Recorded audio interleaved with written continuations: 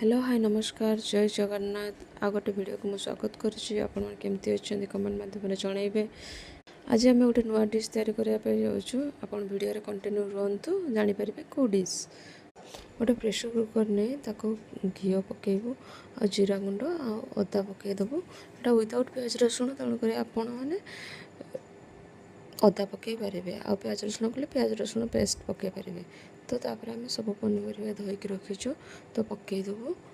मु अदा बिना बिना प्याज रसुण तेणुक अदा पकईदेली मु तो लुण स्वाद अनुसार पकईदेबू। हलदी लुण पकईदेबू। लुण हलदी लुण स्वाद अनुसार हलदी देखिकी पकईबे। जिते परिवा नहीं से अनुसार हलदी पकईबे।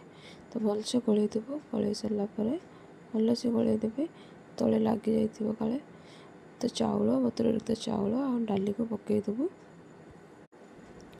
पकई सारा आप देखुए भलसे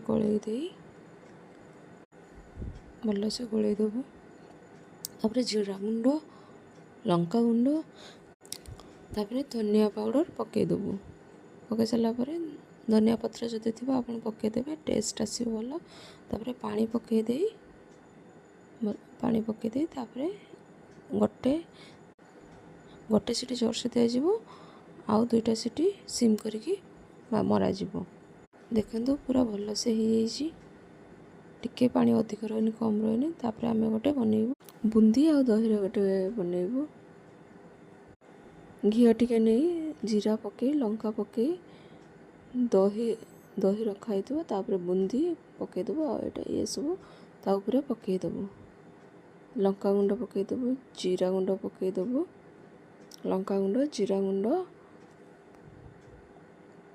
धनिया गुंड पकईदेबू। तापर टिके सुखला बूंदी भी पकईदेली कहीं पूर्व बूंदीटा नरम होता से लुण स्वाद अनुसार पकईदेवे।